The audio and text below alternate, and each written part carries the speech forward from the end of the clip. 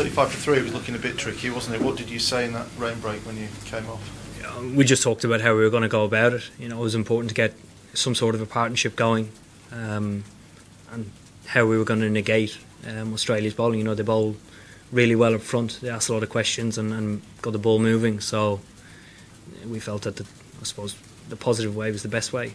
And we spoke about how we were going to go about it. It was a little bit differently, but it managed to work. We did it in our own way. You looked to come out and play a fair few shots. I suppose when you got Ben Stokes with you at the other end, that's the way to go, isn't it? Yeah, I think so. Personally, for me, you know, you have to earn the right for guys to make mistakes with the ball. So I did what I do, and obviously Ben's very naturally aggressive and finds attacking quite easy. So yeah, we went with that. You've played with him for a long time, but does he keep surprising you, or you suppose you see his potential is through the roof.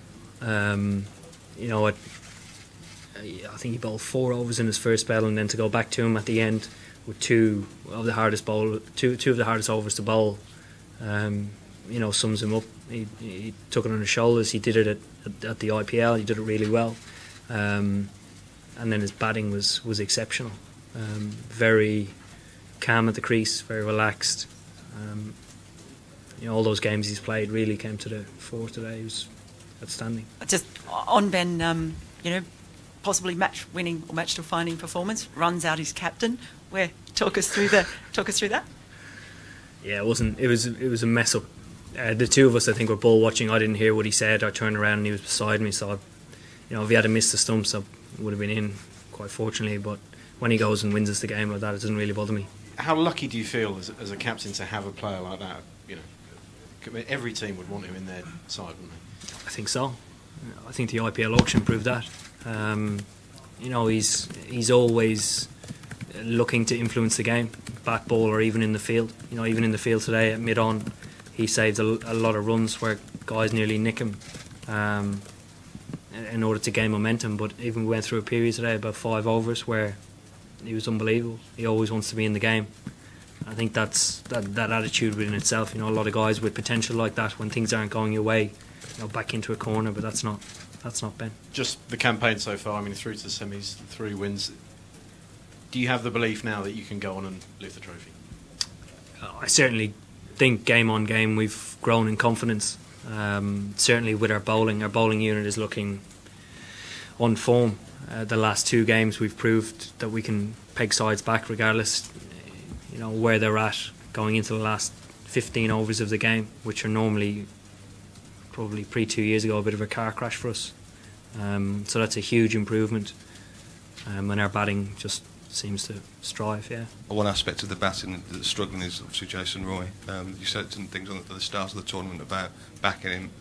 Are those sentiments, do they remain, or would you have to? Yeah, it's unfortunate that Jason didn't get runs today. We're obviously 3 games into a tournament, and we'll take a couple of days to have a look at what our best team is for the semi-final, like we always do.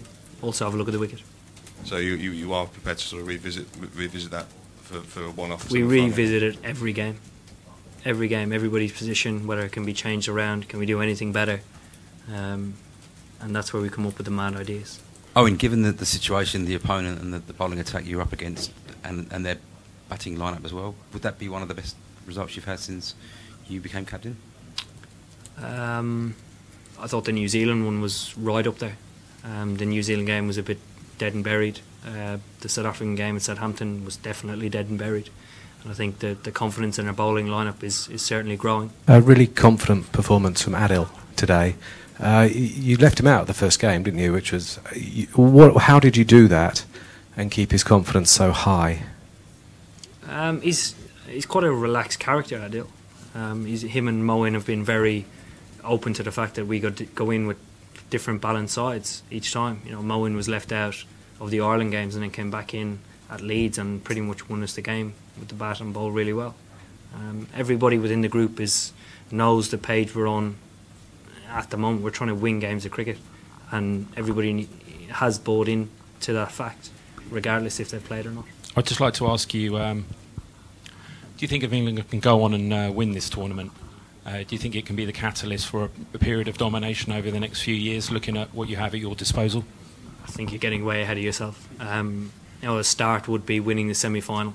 I said before that beating a side like Australia in a game where we've nothing to gain is a big step forward for us, because we beat one of the better sides around the world, and if we're being serious about competing in future tournaments, we need to win games of cricket like this.